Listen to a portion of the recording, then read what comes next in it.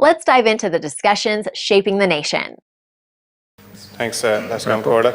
I want to express our thanks to deputies for the contributions they have made to this important debate. We've listened very carefully to what has been said today, and we think that we can all agree on the importance of this opt-in.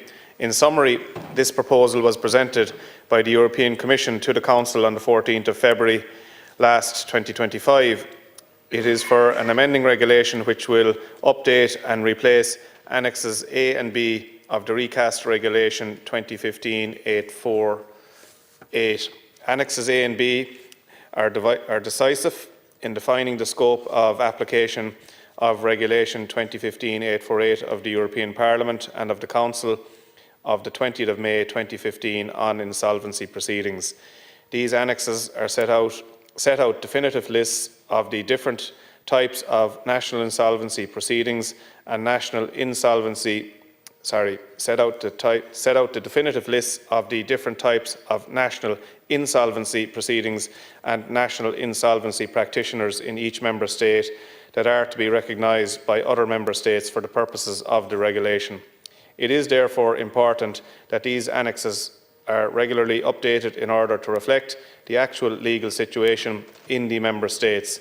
The specific changes made by the new amending regulation are to replace Annexes A and B of the 2015 regulation with updated versions to take account of new types of insolvency proceedings and insolvency practitioners arising from changes in national insolvency law in 7 member states. These member states are Slovakia, Estonia, Spain, Malta, Italy, Belgium and Luxembourg. The European Commission has analysed the notifications of the said member states in order to ensure compliance of the notifications with the requirements of the regulation. It is important for me to emphasise that this amending regulation does not make any change to the lists of Irish insolvency proceedings and Irish insolvency practitioners in Annexes A and B that are to be recognised and enforced by other EU member states under the recast insolvency regulation. As I stated earlier, I believe that it is desirable that Ireland should opt in to this proposal for several reasons. The recast insolvency regulation is an important and well-established part of civil justice cooperation between EU member states. The recast regulation ensures a more coherent and predictable approach in cross-border insolvency cases and avoids unnecessary legal uncertainty and added litigation costs. The amending regulation is a very useful updating measure to ensure the effective and efficient operation of the recast insolvency regulation across EU member states.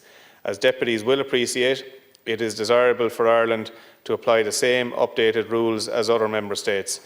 Therefore, what we are asking the House to do today is to approve the exercise by the state of the option or direction under Protocol number 21 to take part in the adoption and application of the proposal for a regulation of the European Parliament and of the Council amending Regulation 2015-848 on insolvency proceedings to replace its annexes A and B. It is important for me to reiterate that the current proposal merely modifies these annexes to accurately reflect the content of national notifications and adapt the annexes containing the lists of national procedures or types of insolvency practitioners respectively in this field. These changes do not affect any of the obligations and rules set out in the regulation itself.